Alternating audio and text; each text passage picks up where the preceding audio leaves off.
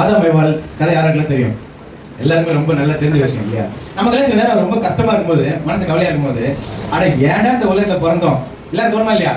ஏன்டா இந்த உலகத்துல பிறந்தோம், நம்ம இது வேற என்ன போறோம், மறித்து போக போறோம் அப்படின்னு சில கஷ்டமான சமயங்கள்ல இது எல்லாத்துக்கும் காரணம் யாருன்னு தோணும். யாருங்க? அந்த ஆதாம் ஏவாள் தப்பு செய்யாம இருந்திருந்தா நான் என்ன பண்ணிருப்பேன்? சந்தோஷமா இருந்திருப்பேனே. நான் மட்டும் தோட்டத்தில் இருந்ததுன்னா என்ன பண்ணிருப்பேன்? அந்த பழத்தை என்ன பண்ண மாட்டேன், சாப்பிட்டே இருக்க மாட்டேன், நமக்கு எல்லாம் தோணும். அப்படிதானே? அப்படிதானம்மா? எல்லாரும் அப்படியே தோணும். அப்படிதானே? நீங்களா இப்போ சாப்பிட்டுருப்பீங்களா சாப்பிட்டுருக்க மாட்டீங்களான்னு சொல்லிட்டு பார்ப்போம். சரி, இப்போ பாவம் என்பது முதலாவது பிரவேசித்தது எப்படி? கீழ்ப்பிரான் மூலமாக பிரவேசித்தது. இப்போ இந்த பாருங்க, அப்பொழுது ஸ்திரீயானவள் அந்த விருட்சம் புசிப்புக்கு நல்லதும் பார்வைக்கு இன்பமும் புத்தியை தெரிவிக்கிறதுக்கு இச்சிக்கப்படத்தக்க விஷயமா இருக்கிறது என்று கண்டு அதன் கனியை பறித்து புசித்து தன் புருஷனுக்கும் கொடுத்தால் அவனும் என்ன பண்ணான்? புசித்தான் சொல்லப்படுகிறது. இப்போ இதுதான் மிகப்பெரிய குற்றம். அப்படிதானப்பா? இந்த குற்றத்துக்கான தண்டனை என்னது? மரண தண்டனை தானே, மரண தண்டனை. இப்போ தேவன் இந்த கனியை புசிக்கூடாதுன்னு யாரும் சொல்லியிருந்தாருப்பா? யாரும் சொல்லி? நீங்க தயவு செஞ்சு பேசணும். நீங்க கேட்கதான் பதில் உங்களுக்கு கிடைக்கும் இல்லையா? கேட்கிற எவன் என்ன பண்ணுறான்? பெற்றுக்கொள்ள. நான் கேட்டேன், நான் பெற்றுக்கொண்டேன். நீங்களும் கேளுங்க, நீங்களும் பண்ணுங்க, பெற்றுக்கொள்வீர்கள். சொல்லுங்க. ஆதாம் கிட்ட சொன்னார். அப்ப ஏவாள் கூட இருந்தாங்களா? ஏவாள் படைக்கப்படவே இல்லை. அப்போ யார்கிட்ட மட்டும் தான் சொல்லியிருக்காரு? ஆதாம் கிட்ட மட்டும் தான் சொல்லியிருக்காரு. தேவனாகிய கர்த்தர் மனுஷனை நோக்கி, நீ தோட்டத்தில் உள்ள சகல விருட்சத்தின் கனியும் புசிக்கவே புசிக்கலாம், ஆனாலும் நன்மை தீமை அறியத்தக்க விருட்சத்தின் கனியை புசிக்க வேண்டாம், அதை புசிக்கும் நாளில் நீ சாகவே சாவா என்று கட்டளையிட்டார். ஆதியாகமம் 2:17. அப்போ வேதம் சொல்லுகிறது, ஸ்திரீயானவள் என்ன பண்ணப்பட்டால்? வஞ்சிக்கப்பட்டால். ஸ்திரீயானவளை பாவம் செஞ்சான்னு சொல்லல, ஆனா யார் பாவம் செஞ்சான்னு சொல்லப்பட்டிருக்கு? ஆதாம் பாவம் செய்தான். ஏன்னா எவனத்தில் அதிகமாக கொடுக்கப்படுகிறதோ அவனத்தில் என்ன பண்ணப்படுகிறது? அதிகமாக கேட்கப்படுகிறது. 1 தீமோத்தேயு 2:14. நீங்க வசன வாசித்தல எல்லா ஸ்கிரீன்ல உங்களுக்கு தெரியுது. சரிங்களா? மேலும் ஆதாம் வஞ்சிக்கப்படவில்லை, ஸ்திரீயானவளே வஞ்சிக்கப்பட்டு மீறுதலுக்கு உட்பட்டார் என்று சொல்லுகிறது. அதனால ஆதாமுக்கு தான் அதிகப்படியான தண்டனை. ஆனா நம்ம மனுஷ பிரகாரமா நம்ம பார்த்தோம்னா யாருக்கு அதிகமான தண்டனை கொடுக்கணும்? சாத்தான் தான் முதல் காரணம். இந்த கனியை சாப்பிடுன்னு சொல்லி ஏமாத்துறதுக்கு அவனுக்கு தான் பெரிய தண்டனை கொடுக்கணும். அப்படிதானே? ரெண்டாவது யாருக்கு கொடுக்கணும்? சாப்பிட்ட ஏவாளுக்கு. அதோட கொஞ்சம் தண்டனை தான் யாருக்கு கொடுக்கணும்? மனுஷனுக்கு கொடுத்துக்கணும். ஆனா ஆண்டவர் என்ன பண்றாருன்னா மனுஷனுக்கு பெரிய தண்டனை முதல் கொடுக்கிறார். நீ என்ன பண்ணுவ? மண்ணா இருக்கு, நீ பூமியிலிருந்து எடுக்கப்பட்டபடியால் நீ பூமிக்கு திரும்ப மட்டும் உன் முகத்தின் வேர்வையால் ஆகாரம் புசிப்பாய், நீ மண்ணா இருக்கிறாய், மண்ணுக்கு திரும்புவாய் என்றார். ஆதியாகமம் 3:19. என்ன சொல்றாரு? நீ அப்போ இவனுக்கு பெரிய மரண தண்டனை கொடுக்கிறாரு. பார்க்க அப்படியே தெரியும். தேவன் தண்டிக்கிற தண்டனை பாருங்க, அப்படியே அன்பா தண்டிக்கிறாரு. ஆனா நமக்கு பார்க்க எப்படி தெரியும்னா, ஏன்னா அந்த மரணத்தின் மூலமாக தான் தேவன் நம்ம எல்லாரும் என்ன பண்ணிருக்காரு? காப்பாத்திருக்காரு. இப்போ ஒருவேளை இப்ப கற்பனை செஞ்சு பார்ப்போம். நீங்க எல்லாருமே எங்க இருக்கீங்க? ஏதேன் தோட்டத்துல இருக்கீங்க. ஒருவேளை நீங்க ஆதாமா இருந்தா இந்த விஷயத்தை நீங்க கற்பனை பண்ணி பாருங்க. இப்போ தோட்டத்துல நிக்கிறீங்க, உங்க மனைவி நீங்க சொல்லிருக்கீங்க சாப்பிடாதீங்கன்னு சொல்லிட்டு அவங்க சாப்பிட்டு எடுத்து வந்து உங்ககிட்ட என்ன பண்றாங்க? அந்த பழத்தை கொண்டு வந்து கேட்டுறாங்க. சாப்பிட்டியான்னு கேட்டா ஆமா சாப்பிட்டேன்னு சொல்றாங்க. உங்களுக்கு நல்லா தெரியும் இந்த கனியை புசிக்கும் நாள்ல என்ன பண்ணுவாங்க? சாகவே சாவாய். இப்போ உங்க மனைவி என்ன பண்றாங்க? அந்த பழத்தை சாப்பிட்டு நிக்கிறாங்க. உங்களுக்கு நல்லா தெரியும் அவங்க என்ன பண்ணுவாங்க? மரித்து போவாங்க. இப்போ நீங்க என்ன செஞ்சிருப்பீங்க? நீங்க சொல்ல, தாராளமா சொல்ல. நீங்க என்ன செஞ்சிருப்பீங்க? நீங்க தானே சொன்னீங்க, நான் ஏதேன் தோட்டத்துல இருந்து என்ன பண்ணிருக்க மாட்டேன், அந்த பழத்தை சாப்பிட்டுக்க மாட்டேன்னு சொன்னீங்க. இப்ப சொல்லுங்க. இப்ப இந்த இடத்துல ஒரு காரியம் செஞ்சாகணும். என்ன காரியம் செஞ்சாகணும்னா, மனைவியும் காப்பாத்தி ஆகணும், தேவனிடத்திலேயே மன்னிப்பு பெற்றுக் கொள்ளணும். அப்படின்னா நீங்க என்ன செஞ்சிருக்கணும்? சொல்லுங்கம்மா. என்ன செஞ்சிருக்கலாம்? பழத்தை சாப்பிடாம இருந்திருக்கலாம். சாப்பிடாம இருந்தா என்ன நினைச்சுப்பாங்க? மனைவி செத்து போவாங்கல்லப்பா. அவங்க மனைவி எப்படி இருக்கும்? அவங்க எண்ணம் எப்படியாச்சும் ஆதாமே என்னை காப்பாத்துறேன்னு என்ன இருக்குமா? இருக்காது. இப்போ அப்போ ஏவாளை காப்பாத்தி ஆகணுமா இல்லையா? அப்ப என்ன பண்ணிருக்கணும்? நேரம் பிதாவிட்ட கூட்டு போய் வச்சுட்டு ஆண்டவரே இவ்வளவு மன்னிச்சிருக்கேன்னு கேட்டா கேட்கலாமா? அப்படி ஏன் கேட்கக்கூடாது? கேட்கலாமா? யாரெல்லாம் கேட்கலாம்னு சொல்றாங்க? இதுங்க மன்னிப்பு கேட்கலாமா கேட்கக்கூடாதா? கேட்கலாம். கேட்டா அவர் மன்னிச்சிருக்க மாட்டாரா அப்படின்னு தோணும். நமக்கு என்ன தோணும்? அவர் மன்னிச்சிருப்பாருன்னு தோணும். மன்னிச்சிருப்பாரா? குழப்பமா இருக்குல்ல? உண்மையாவே அவர் என்ன பண்ண முடியாது? மன்னிக்க முடியாது. ஏன் மன்னிக்க முடியாதுன்னா அந்த தோட்டத்துல இன்னொருத்தர் யார் இருக்கா? தள்ளப்பட்ட தூதனாகிய சாத்தான் சர்ப்பத்தின் மடியில் என்ன பண்றாங்க? இருக்கிறான். இப்போ மனிதர்களை தேவன் மன்னிச்சா அவனும் என்ன கேட்பான்? மன்னிச்சிருக்கேன்னு கேட்பான். அவனே மன்னிக்க வேண்டிய சூழ்நிலைக்கு ஆளாயிருக்கும். எப்படின்னா இவரே மரண தண்டனைன்னு ஒரு தண்டனை கொடுப்பாராமா. மன்னிப்பு கேட்டவொடனே இவரே என்ன பண்ணுவாராம்? மன்னிச்சிருவாராமான்னு சொல்லி என்ன பண்ணுவான்? அப்படின்னா என்னையும் மனுஷங்களையும் மன்னிச்சிங்க இல்லையா? அப்போ மரண அந்த சட்டத்திற்கான தண்டனையை யார் அனுபவிப்பா? சரியா? அப்ப தண்டனையை அனுபவிச்சாகணுன்ற ஒரு விஷயம் என்ன பண்றது இருக்குது. இப்போ இதுக்கான ஆன்சர் நமக்கு எதுவுமே தெரியல. எப்படிதான் காப்பாத்துறது? மனைவியும் காப்பாற்றணும், அதாவது அந்த கனியை சாப்பிட்ட மனைவி பாவத்துக்கு உட்பட்ட மனைவியும் காப்பாற்றணும், நீயும் அந்த கனியை சாப்பிடக்கூடாது. அதே நேரத்தில் தேவன் என்ன பண்ணணும்? மன்னிப்பு பெற்றுக் கொள்ளணும்னா நம்ம என்ன செய்யணும் அப்படின்ற விஷயம் நமக்கு இது வரைக்கும் எட்டவே எட்டாது. நம்ம மனசுக்கு எப்பவுமே என்ன பண்ணாது, இது எட்டாத மறைபொருளா இருந்திருக்கிறது. அதை இயேசு கிறிஸ்து 2000 வருஷத்துக்கு முன்பாக வந்து நமக்கு வெளிப்படுத்திருக்கிறார். அவர் இல்லாம நாம என்ன செஞ்சிருக்கணும்ன்றது எனக்கு சுத்தமா என்ன பண்ணாது, தெரியவே தெரியாது. அப்பொழுது இயேசு, பிதாவை இவர்களுக்கு மன்னியும், தாங்கள் செய்கிறது இன்னதென்று அறியாது இருக்கிறார்கள் என்றார். இப்ப புரிஞ்சுங்களா?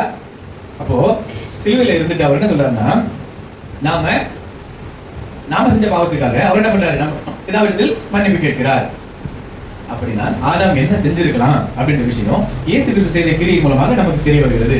அப்படின்னா ஏவாளின் கையில் இருந்த என்ன செஞ்சிருக்கலாம்னு பாத்தீங்கன்னா, இயேசு கிறிஸ்து என்ன செஞ்சாரோ அதை ஆதாம் என்ன பண்ணிருக்கலாம், செஞ்சிருக்கலாம்னு பாக்குறோம். ஏவாளின் கையில் இருக்கிற பழத்தை கீழே தட்டி விட்டு பிதாவாகிய தேவனிடம் சென்று, பிதாவே ஏவாளை மன்னியும், நான் செய்வது இன்னதென்று அறியாமல் செய்துவிட்டால், அடுத்துதான் முக்கியமான விஷயம் என்னன்னா, அவருடைய இந்த செயலுக்கான தண்டனையை எனக்கு தாரும் என்று என்ன பண்ணிருக்கணும், ஆதாம் சொல்லியிருக்கணும். அப்படி சொல்லியிருந்தா என்ன இருந்திருக்கும், எல்லாமே க்ளோஸ், பிரச்சனையே முடிந்தது. ஏன்னா இதே வார்த்தையை சாத்தான் என்ன பண்ண முடியாது, சொல்ல முடியாது. பிதாவே என்னை மன்னியும், நான் செஞ்ச பாவத்துக்கு எனக்கு தண்டனை கொடுக்கணும், அப்ப போயிட்டு வா நரகத்துக்கு என்ன பண்ணுவாரு, தூதர்களே அப்படிதானவா அனுப்பி சாத்தான் என்ன பண்ணிருக்கோம், அப்பவே நியாயத்தீர்ப்பு கிடைச்சிருக்கோம். ஆனா இந்த விஷயத்த இந்த இடத்துல நம்ம ரெண்டு விதமான அன்பை பார்க்கிறோம். உலகப்பிரமான அன்பு ஒண்ணு பாக்குறோம் பாருங்க. இப்போ ஏவாளுடைய இடத்துல நம்ம இருந்து யோசிச்சு பாருங்க, நம்ம ஏவாளா என்ன பண்ணிருப்போம், புருஷன் எப்படியாச்சும் என்ன காப்பாத்து, நான் சாக போறேன், நான் பழத்தை சாப்பிட்டுட்டேன்னு சொல்லிட்டு நிற்போம். அப்போ நம்முடைய எதிர்பார்ப்பு என்னவா தெரியுமா இருக்கும், அதாமே உண்மையா என்ன நேசிக்கிறதா இருந்தா என்னை எப்படியாச்சும் காப்பாத்துன்னு சொல்லிட்டு நிற்போம். அப்போ நான் சாகிறத பார்த்துட்டே இருப்பியா நீ, தோணுமா தோணாதா, அப்படி சாகிறத நீ பார்த்துட்டே இருப்பியா அப்படின்னு தோணும். அப்ப அதனாலதான் ஆதாம் என்ன பண்ணிட்டாங்க, உலகப்பிரகாரம் அன்பு பாருங்க, நான் பாவம் செஞ்சுட்டேன், நான் என்ன பண்றேன், சாக போறேன், நீ என்ன பண்ண, பாவம் செஞ்சு என் கூட சேர்ந்து சேர்த்துரு, நாம எல்லாம் அன்பா இருக்கு. இதுதான் உண்மையான அன்பு. என்ன அன்பா, இதுதான் உண்மையான அன்பா. பாருங்க ஆதாம் என்ன பண்ணிட்டாருன்னா, ஐயோ என் மனைவி இல்லாம நான் இருப்பேனா, கரெக்டா இல்லையா, என் மனைவி இல்லாம நான் இருப்பேனா, அவ சார் நான் பார்க்கணுமா, எனக்கு என்ன பண்றதுன்னே தெரியலையே, நான் உன்னை எவ்வளவு நேசிக்கிறேன்னு காட்டணுமா, குடு அந்த பழத்தை வாங்கி என்ன பண்ணிட்டாரு, நான் உன்னை நேசிக்கிறேன்னு சொல்லி காட்டாரு. இன்னைக்கு உலகத்துடைய அன்புல உச்சகட்டம்னு சொல்லப்படுற அன்புன்னா, நாமளும் நாங்க ரெண்டு பேரும் ஒருத்தர் நேசிக்கிறோம், இந்த சமுதாயம் நம்மளை ஏத்துக்கலன்னா நம்ம ரெண்டு பேரும் சேர்ந்து போய் என்ன பண்ணிடுவோம், செத்துருவோம், அழிஞ்சு போயிடுவோம். அப்படிதானே? இன்னைக்கு எத்தனை பேர் தற்கொலை பண்ணிட்டு சாகுறாங்க தெரியுமா? தற்கொலையில நம்பர் 2வது இடத்துல என்ன பண்ணுது, நம்ம தமிழ்ல இருக்கிற சூழ்நிலையில இருக்குது. அப்ப பாத்தீங்கன்னா எங்கெல்லாம் பாத்தீங்கன்னா அது போலியான ஒரு அன்பு. அப்படிதானே? போலியான ஒரு உண்மையான அன்பு கிடையாது. ஏன்னா ரெண்டு பேரும் என்ன பண்றாங்க, அழிஞ்சுதான் போறாங்க, காப்பாற்றப்படல. அப்போ புதிய ஏற்பாட்டுல இப்போ ஆனா இயேசு கிறிஸ்துவின் அன்பு எப்படி இருக்கு பாருங்க. ஒரு அன்பை பத்தி பார்த்தோம், உலகப்பிரகாரமான அன்பை பார்த்தோம், அது அழிவுக்கான அன்பு.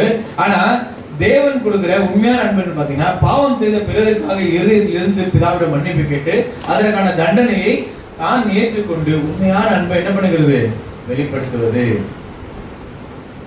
ஏவாள் என்பவள் இப்பொழுதுக்கு நமக்கு என்ன பண்றாங்க, எடுத்துக்காட்டா இருக்கிறாங்க. ஆதாம் என்பவர் இயேசு கிறிஸ்துவுக்கு அடையாளமாய் இருக்கிறார்.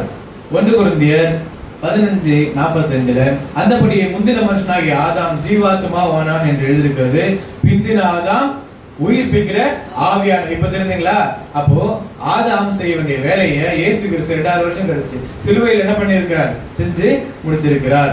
இதுக்கு அது அப்படியே இன்னொரு விஷயம் பாருங்க. 47 வசனத்துல முந்தின மனுஷன் பூமியில் இருந்து உண்டான மண்ணானவன், 2ஆம் மனுஷன் வானத்திலிருந்து வந்த கர்த்தர். அப்போ ஆதாமும் தோட்டத்தில் படைக்கப்பட்டார், யாரும் இயேசு கிறிஸ்துவும் மரியாளுடைய வயிற்றிலே என்ன பண்ணார், உருவாக்கப்பட்டார். ஆனா ஒருவர் தோற்று போனார், ஒருவர் என்ன பண்ணார், ஜெயித்து விட்டார். ஏனென்றால் இது எவ்வளவு முக்கியமான விஷயம் பாத்தீங்கன்னா, மரணம் என்கிற ஒரு தண்டனை அவர் கொடுத்துட்டார் இல்லையா, மரணம் என்கிற ஒரு தண்டனை அவர் கொடுத்துட்டார். அப்போ மரணத்துக்கான மரண தண்டனை யாராச்சும் அனுபவிச்சதா ஆகணும். எப்படின்னா எபிரேயர் 9:6 சொல்கிறது, ஏனென்றால் எங்கே மரண சாசனம் உண்டோ அங்கே அந்த சாசனத்தை எழுதனுடைய மரணமும் உண்டாக வேண்டும். ஏன்னா ஒரு ரூல்ஸ் நம்ம சொல்லிட்டோம்னா அந்த ரூல்ஸுக்கான பனிஷ்மெண்ட்டை அனுபவிச்சவங்க மட்டும் தான் என்ன பண்ண முடியும், அந்த ரூல்ஸ் அனுபவிச்சா மட்டும்தான் அந்த சட்டத்துல இருந்து ஒரு ஸ்ட்ராங்கான ஒரு விஷயமா இருக்கும்னு சொல்லப்படுகிறது. எபிரேயர் 9:17 எப்படினில் மரணம் உண்டான பின்பே மரண சாசனம் உறுதிப்படும், அதை எழுதினவன் உயிரோடு இருக்கையில் அதற்கு பலன் இல்லையே. நியாயப்பிரமாணத்தின்படி கொஞ்சம் குறை எல்லாம் ரத்தத்தினாலே சுத்திகரிக்கப்படும், ரத்தம் சிந்துதல் இல்லாமல் மன்னிப்பு உண்டாகாது. அப்போ இயேசு கிறிஸ்து நம்மை எப்பேற்பட்ட ஒரு பெரிய அழிவிலிருந்து காப்பாத்திருக்காரு பாருங்க. அல்லாலும் ஒருவனுடைய மீறுதலினாலே அந்த ஒருவன் மூலமாய் மரணம் ஆண்டு கொண்டிருக்க கிருபையின் பரிபூரணத்தையும் நீதியாக ஈவின் பரிபூரணத்தையும் பெறுகிறவர்கள் இயேசு கிறிஸ்து என்னும் ஒருவராலே ஜீவனை அடைந்து ஆளுவார்கள் என்பது அதிக நிச்சயமாமே. ஆதாம் அன்னைக்கு இங்க பாருங்க, ஆதாம் பாவம் செஞ்சாருன்றதுக்கு முக்கியமான எடுத்துக்காட்டு என்னமா? நாம இன்னைக்கு சாவுது. கரெக்ட் தானே? நாம இன்னைக்கு என்ன பண்றோம்? அவர் செஞ்ச பாவத்துக்கு நம்ம என்ன பண்றோம்? நம்மளும் ஆதாமின் விருது குப்பா இல்லாதவர்களாலும் நாம என்ன பண்றோம்? மரிக்கிறோம். அப்போ அப்படின்னா இயேசு கிறிஸ்து என்னும் ஒருவராலே நாம என்ன பண்ணப்படுறோம்? அவர் உயிர் தெழுந்த ஒரே ஒரு காரணத்தினாலே நாமும் உயிர் தெழுவோம் என்பது எந்த அளவுக்கு நிச்சயம்னு யோசிச்சு பாருங்க. ஏன்னா உயிர் தெழுதல் இல்லை என்று சிலர் என்ன பண்றாங்க, சொல்றாங்க உயிர் தெழுதல் இல்லை என்றால் கிறிஸ்து வீணே, வேஸ்ட் தானே இல்லையா? அவர் எதுக்கு சிலுவையில் அறையப்படணும்? நாம எதுக்கு ஒழுக்கமா இருக்கணும்னு கேட்கிறேன் இல்லையா? நாம இஷ்டத்துக்கு இன்னைக்கு சாவோம், இன்னைக்கு சந்தோஷமா உலகத்தை அனுபவிப்போம், நாளைக்கு செத்துருவோம்னு போயிடலாம் இல்லையா? அப்போ உயிர் தெழுதல் ஒன்று உண்டு என்பதுக்கு இயேசு கிறிஸ்து எவ்வளவு பெரிய எடுத்துக்காட்டா இருக்கு. எப்படின்னா ஆதாம் மரணத்துக்கு எடுத்துக்காட்டா இருந்தது போல இயேசு கிறிஸ்து எதுக்கு எடுத்துக்காட்டா இருக்கிறார்? உயிர் தெழுதலுக்கு எடுத்துக்காட்டா இருக்கிறார். ஆதாமுக்குள் எல்லாரும் மரிக்கிறது போல கிறிஸ்துவுக்குள் எல்லாரும் உயிர்ப்பிக்கப்படுவார்கள். 1 கொரிந்தியர் 15:22. அப்படின்னா இப்போ தேவன் நமக்காக சிலுவையில் செய்திருக்கிற விஷயத்தை நம்ம பார்த்தோம். பரமண்டலத்தின் பிதாவை எல்லாருக்கும் நல்லா தெரியும் நினைக்கிறேன் இல்லையா? ஜெபம் பண்ணோம் இல்லையா? அதுல சொல்லும் பொழுது என்ன சொல்லுவோம் நம்ம எல்லாருமே? பரமண்டலத்தின் பிதாவை நாம் பரிசுத்தப்படுவதாக ராஜ்யம் வருவதாக உம்முடைய சித்தம் பரமண்டலத்திலே செய்யப்படும், உம்முடைய சித்தம் பரமண்டலத்திலே செய்யப்படும். அப்படின்னா நமக்கு தெரியுமா சித்தம்னா என்ன? தெரிஞ்சுதான் சொல்றோமா தெரியாம சொல்றோமா? தெரியாம தான் சொல்றோம். உண்மை அப்படிதானே? யாருக்கா தெரியுமா அவருடைய சித்தம் என்றால் என்ன?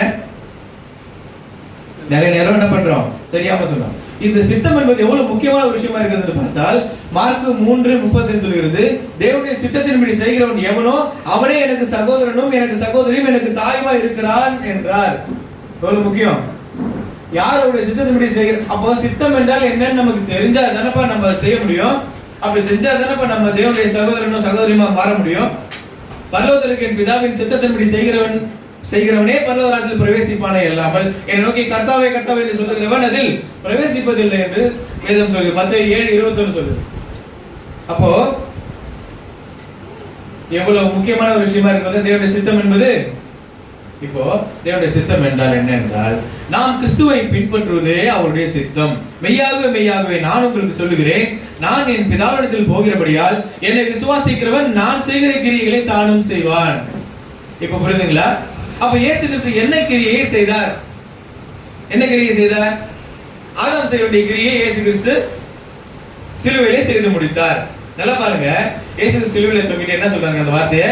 பிதாவே இவர்களுக்கு மன்னியும் தாங்கள் செய்கிறது என்னதென்று அறியாது. அப்போ இருதயத்திலிருந்து வார்த்தையிலிருந்து என்ன பண்றாரு? அவரு பிறருக்காக மன்னிப்பு கேட்கிறார். அந்த கேட்டுக்கொண்டிருக்கிற அதே சமயத்திலே தன்னுடைய சரீரத்திலே பாவத்திற்கான தண்டனையும் அனுபவிக்கிறார். இப்போ அவர் தண்டனை அனுபவிக்கப்படாமல் வெறும் உங்களை எல்லாம் மன்னிச்சுட்டேன்னு சொல்லிருக்கலாமா? சொல்லிருக்கூடாதா? அவருக்கு அதிகாரம் உண்டா இல்லையா? அப்படி செஞ்சிருந்தா என்ன இருந்திருக்கும்னா அவர் அநீதி உள்ளவராக காணப்பட்டிருக்கார். அப்படிதானப்பா? அப்போ இயேசு கிறிஸ்து தண்டனை அப்ப நாமளும் என்ன பண்ணணும்னா தேவன் முன்பாக பிரதியா இருப்பவர்களாக இருக்க வேண்டும் என்றால் நாமும் என்ன பண்றது? பிறருக்காக நாம மன்னிக்கிறது மட்டும் இல்லாம அடுத்த அதற்கான தண்டனை நம்ம அனுபவிக்க வேண்டியது மிகவும் முக்கியமான ஒரு காரியமா இருக்கிறது. அப்போ நம்ம ரெண்டு விஷயத்தை நம்ம என்ன பார்க்கிறோம். என்னன்னு பாத்தீங்கன்னா பிறரை மன்னிப்பது, பிறருடைய தண்டனை நாம் ஏற்றுக்கொள்வது. இதை செய்கிறவர்கள் மட்டுமே பரலோகராஜ்யம் பிரவேசிப்பார்கள்னு சொல்லி முடிச்சு. விபச்சார ஸ்திரியை குறித்து நம்ம பார்க்கிறோம். அப்ப நம்ம எப்படி மன்னிக்கணும்னு அவர் சொல்லி கொடுக்குறாரு பாருங்க. நீ போய் இனி பெரிய கஷ்டம்லாம் ஒண்ணு, நீ போய் இனி பாவம் செய்யாதே, அவ்வளவுதான். நீ போய் இனி எப்படி மன்னிக்கணும்னா நீ போ இனி பாவம் செய்யாதே. ஒருவருக்கு தாங்கி ஒருவர் பேர் ஒருவருக்கு குறைபாடு உண்டானால் கிறிஸ்து உங்களுக்கு மன்னித்தது போல ஒருவருக்கு ஒருவர் மன்னியுங்கள்.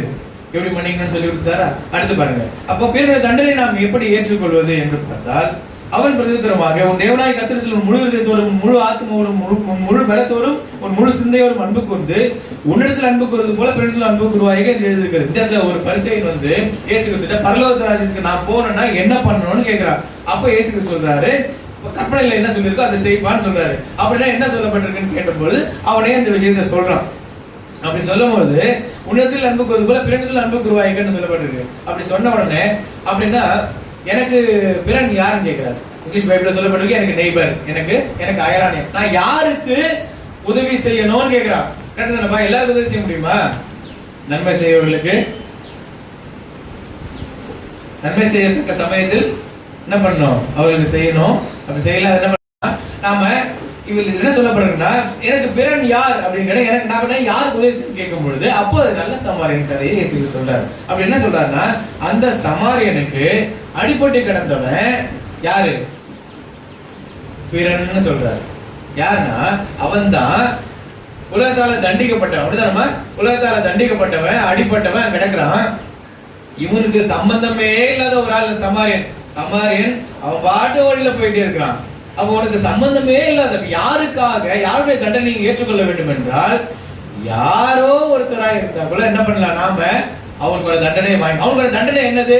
அவனே எழுந்து ஹாஸ்பிட்டல் போகணும், அவனே எழுந்து தன்னுடைய காயத்தை சரி பண்ணிக்கணும், அவனே என்ன பண்ணி ஆகணும்? தன் உயிரை காப்பாத்தி ஆகணும். அப்படின்னு சூழ்நிலை குத்து கொலையுமா கிடக்கிறான். அதுதான் அவனுக்கு கொடுக்கப்பட்ட பனிஷ்மெண்ட். அந்த தண்டனையை இந்த சமாரியன் சம்பந்தமே இல்லாத இவன் என்ன பண்றான்? அந்த தண்டனையை தான் தோல்ல வாங்கிக்கிறது போல, வா நான் உன்னை ஹாஸ்பிட்டல் கூட்டு போறேன்னு சொல்லிட்டு கழுதுல சேனை வச்சு கொண்டு போய் ஹாஸ்பிட்டல்ல சேர்த்து இன்னும் செலவானா நாளைக்கு நான் என்ன பண்றேன்? அதை கூட நாம செய்ய முடியுமா? செய்ய முடியாதுன்னு சொன்னா பரலோக ராஜ்யத்துக்கு நாம் என்ன பண்ணப்படுகிறது? தகுதி உள்ளவர்கள் இல்லை என்று வேதம் சொல்லுது. நீங்க தான் கேட்டீங்க. வசனம் என்ன சொல்லுது? அவருடைய சித்தத்தின்படி செய்யறவன் எவனோ அவன் என்ன பண்றான்? பரலோக ராஜ்யத்துக்கு. அப்ப தேவனுடைய சித்தம் எவ்வளவு முக்கியமான விஷயமா இருக்கு பாருங்க. அப்ப பிறரை மன்னிப்பதும் பிறருக்கான தண்டனை ஏற்றுக்கொள்வதும் பிதாவுடைய சித்தமா இருக்கிறது. தான் செய்கிற காரியங்களை இவனும் என்ன பண்ணுவாங்க? இவனும் தன்னை விசுவாசிக்கிறவன் என்ன பண்ணுவான்? செய்கிறவன் என்று செய்வான் என்று சொல்லப்பட்டிருக்கிறது. அப்போ இறுதியா நம்ம பார்க்கிற விஷயம் என்னன்னு பாத்தீங்கன்னா, ரெண்டு விஷயம். இது என்னைக்கும் மறந்துடவே கூடாது. பாருங்க, நம்ம ஏதேன் தோட்டத்துல இயேசு ஆதாம் செய்ய வேண்டிய வேலையை என்ன செய்யணும்னு தெரியாத சமயத்துல இயேசு கிறிஸ்து தான் கொடுத்த மரணம் என்கிற தண்டனையினாலே நமக்கு அருமையான ஒரு ரட்சிப்பை ஏற்படுத்தி தன்னுடைய அன்பையும் வெளிப்படுத்தி, நான் உங்களை எவ்வளவு நேசிக்கிறப்ப, உலகத்துல எல்லா தெய்வங்கள் இருக்குமா? எவ்வளவோ தெய்வங்கள் இருக்கு. ஆனா எந்த தெய்வமோ என்ன, ஒரு குழந்தை கீழே விழுந்த உடனே எவ ஓடி போய் அந்த குழந்தைய தூக்குறாளோ அவதான் யாரு? உண்மையான தாய். அப்படிதானமா? அப்போ தூரம் வெடி பாருங்க, அவ தூக்குவா. யாரு குழந்தை? யாரு குழந்தை? அண்ணன் எனக்கு விழுந்தா ஒன்று போட்டோம். அப்ப யாருக்கு யாரு எந்த தெய்வம் உன்னை தேடி வந்திருக்கிறது? இயேசு கிறிஸ்து என்ன பண்றாரு? உன்னை தேடி. நீ உலகத்துல எந்த தெய்வங்களும் நீ தெய்வத்திடம் வா. நீ என்ன பண்ணு? நடந்து வா, பறந்து வா, தீ மிதிச்சுட்டு வா, கையை வெட்டிட்டு வா, என்னென்ன சொல்லும். ஆனா என்ன பண்ணக்கூடாது? அது உண்மையான தெய்வமா இருக்குமா? யோசிச்சு பாருங்க. அப்ப இயேசு கிறிஸ்து தான் என்ன பண்ணிருக்காரு? உன்னை தேடி வந்து அவர் எவ்வளவு பெரிய அன்பா இருந்தார், அவர் எவ்வளவு அன்பு மிகுந்தவரா இருந்தார், எவ்வளவு அழகா நம்முடைய இப்பேற்பட்ட ரட்சிப்பை விசுவாசிக்கிற ஒரே ஒரு காரணத்தினால நம்ம பரலோகத்தில் பிரவேசிக்கிறோம். அப்ப இந்த ஒரே ஒரு காரணத்துக்கு பாருங்க, வனாந்தரத்தில் என்ன பண்ணாங்க? அந்த சர்பத்தை என்ன பண்ண, வெண்கல சர்பத்தை உயர்த்தி வைக்கும் பொழுது அதை நோக்கி ஜஸ்ட் இப்படி திரும்பி பார்க்கறது கஷ்டமாங்க. நீ யோசிச்சு பாருங்க, அந்த சர்பத்தை அப்படி பார்க்கறது கஷ்டமா? பார்த்தா பழைச்சிருவேன், இல்லைன்னா செத்துருவேன். இப்படிதான் இந்த விசுவாசம் இருக்கிறது. விசுவாசம் ரொம்ப மெலிது எளிதான ஒரு விஷயமா இருக்கு. ஒரு கடுகு விதை போல என்ன பண்ண மெதுவா உள்ள விழுது. ஆனா அது என்ன பண்றது? வளர்ந்து மிகவும் கணிக்கிற ஒரு பலன் கொடுக்கிற ஒரு காரியமா மாறுது. அப்போ விசுவாசம் என்பது மிகவும் எளிதான். நீ தனியா ரூம்குள்ள போயிட்டு இயேசுவே இவ்வளவு நாள் பண்ண நமக்கு தெரியல, இந்த விஷயம் எல்லாம் தெரியல, இப்ப நமக்கு தெரிஞ்சிருச்சு. ஓ அப்படின்னா நம்ம அவருடைய சித்தத்தின்படி செய்யணுமா? அவருடைய சித்தத்தின்படி செய்யணும்னா இந்த ரெண்டு காரியங்களை செய்யணுமான்ற நம்ம மனசுக்குள்ள ஏற்றுக்கிட்டு, அப்போ எனக்காக தான். அப்போ உங்களுக்கும் கடவுளுக்கும் என்ன கனெக்ஷன் விஷயத்தை நல்லா யோசிச்சு பாருங்க. எப்படி ஆதாம் செஞ்ச பாவத்துக்கு நம்ம தண்டிக்கப்படுறோமோ, அப்ப இயேசு கிறிஸ்து ஒருவரால் நம்ம உயிரோட எழுந்திருப்போம். உயிரோட கண்டிப்பா எல்லாருக்கும், அது நன்மை செய்தவனும் உயிரோட எழுந்திருப்பான், செத்தவன் பாவம் செய்தவனும் உயிரோட எழுந்திருப்பான். ஆனா அதுக்கு பிற்பட்டு நீ என்ன செய்தையோ அவனவன் செய்த கிரியைக்கு தக்கதாக தேவன் என்ன பண்ணுவார்? பலன் அளிப்பார். அப்படிதான் வசனம் சொல்லுவோம். அப்போ அவன் செய்ய வேண்டிய கிரியை என்ன, விசுவாசத்துடைய கிரியை என்ன என்று பார்க்கும்போது தான், அப்ப நான் செஞ்சதையே என்ன பண்ணுவான்? என்னுடைய சீசர்கள் என்ன பண்ணுவாங்க? செய்வான். மெய்யான சீசர்களா இருக்கு என்ன பண்ணுவாங்க? அவர் செய்த அப்ப அவர் செய்தது என்ன என்று பார்க்கிற பொழுது, தன்னுடைய இதயத்திலிருந்து பிறருக்கு மன்னிப்பு கேட்பதையும் பிறருக்கான தண்டனையை நம்முடைய சரீரத்தில் என்னது? நம்ம சம்பாதிப்போம், நம்முடைய பணத்தை செலவு பண்ணி அடுத்தவங்களை காப்பாற்றலாம், அது நம்ம உடல் உழைப்பை கொடுத்து என்ன பண்ணலாம்? காப்பாற்றலாம். இது எல்லாமே அக்கௌண்டபிலிட்டி. இது எல்லாமே என்ன பண்ணப்படுது? தேவனுடைய சமூகத்தில் மிகவும் முக்கியமான ஒன்றுதான் இருக்கும். இதைதான் அவர் மலை பிரசங்கத்துல, நான் உங்களுக்கு சொல்லுகிறேன், உங்கள் சத்துருக்களை சிநேகியுங்கள், உங்களை சபிக்கிறவர்களை ஆசீர்வதியுங்கள், உங்களை பயக்கிறவர்களுக்கு நன்மை செய்யுங்கள், உங்களை நிந்திக்கிறவர்களுக்காகவும் உங்களை துன்பப்படுத்துவதற்காகவும் ஜெபம் பண்ணுங்கள் என்று சொல்கிறார். இப்படி செய்வதால் நீங்கள் பரலோகத்தில் இருக்கிற உங்கள் பிதாவின் உங்கள் பிதாவுக்கு புத்திரராய் இருப்பீர்கள். அவர் தீயோர் மேலும் நல்லோர் மேலும் தமது சூரியனை உதிக்க பண்ணி நீதி உள்ளவர்கள் மேலும் அநீதி உள்ளவர்கள் மேலும் மழையை பெய்ய பண்ணுகிறார். உங்களை சிநேகிக்கிறவர்களே நீங்கள் சிநேகிப்பதனால உங்களுக்கு பலன் என்ன? ஆயக்காரும் அப்படி செய்கிறார்கள் அல்லவா? உங்கள் சகோதரை மாத்திரம் வாழ்த்துவீர்களானால் நீங்கள் விசேஷம் செய்கிறது என்ன? ஆயக்காரும் அப்படி செய்கிறார்கள் அல்லவா? ஆகையால் பரலோகத்தில் இருக்கிற உங்கள் பிதா பூரண சர்க்குணராய் இருக்கிறது போல நீங்களும் என்ன பண்ணணும்? பூரண சர்க்குணராய் இருக்க வேண்டும். இதுக்கு அடுத்த விஷயமும் ரொம்ப இம்பார்ட்டன்ட் விஷயமா இருக்கு. எப்படின்னா, நீ பூர்ண சர்க்குணராய் இருக்க வேண்டும் என்று விரும்பினால் போய் உனக்கு உண்டானவைகளை விட்டு தரித்திற்கு கொடு, அப்பொழுது பரலோகத்தில் உனக்கு பொக்கிஷம் உண்டாயிருக்கும். பின்பு என்னை பின்பற்றி வா. பூரண சர்க்குணராய் இருக்க நான் விரும்புகிறோமா இல்லையா? இதுதான் என்னை கேள்வி. ரொம்ப கஷ்டமா இருக்குல்ல? லாஸ்டா எளிதா ஆரம்பிச்சு கடைசியில் என்னப்பா ஒண்ணு இல்லாம ஆக்கிட்டீங்களேன்னு. ஒன்றும் இல்லாம இல்ல, அவர் ஒன்றும் இல்லாதவராய் இந்த பூமியில் இருந்தே பரலோகத்துக்கு என்ன பண்ணார்? எடுத்துக்கொள்ளப்பட்டார். பரலோகத்துக்கு சிங்காசனம் இருக்கிறார். அப்படி என்ன நாமும் ஒன்றும் இல்லாதவராய் அவருடைய மரணத்தின் சாயலில் நாம் இணைக்கப்பட்டிருப்போம். ஆனால் அவருடைய உயிர்த்தெழுதலின் சாயல் என்ன பண்ணுவோம்? நாம இருப்போம். அன்றியும் நாம் எப்படி இருப்போம் என்று என்ன பண்ணப்படல, வெளிப்படுத்தப்படல. ஆகிலும் ஒண்ணு மட்டும் தெரியும், அவர் இருக்கிற வண்ணமாகவே நாம் என்ன பண்ணுவோம்? இருப்போம். என்றால் நாம் அவருக்கு யாரு? அவர் சித்தத்தை செய்கிறதுனால் சகோதரனும் சகோதரமா இருக்கணும். அண்ணன் போல தானே தம்பியும் இருப்பான். அப்போ தேவன் ஆதியிலே மனிதன் இழந்து போன அந்த தேவனுடைய மகிமையை மறுபடியும் கொடுப்பதற்காக இப்பேற்பட்ட காரியத்தை, சரி, இதை யாராச்சும் மறுக்க முடியுமா? இந்த உலகத்துல யாராலையும் மறுக்க முடியாது. இயேசு கிறிஸ்து. அப்போ இயேசு கிறிஸ்து இந்த பூமிக்கு வர வேண்டியது இருந்திருக்கிறது. தன்னுடைய காரியத்தை என்ன பண்ண வேண்டியது செய்ய வேண்டியது இருக்கிறது. அவர் தன்னுடைய காரியத்தை செய்து முடித்து விட்டார். நாம் என்ன செய்ய ஆயத்தமா இருக்கிறோம் என்பதே இங்கே கேள்வி.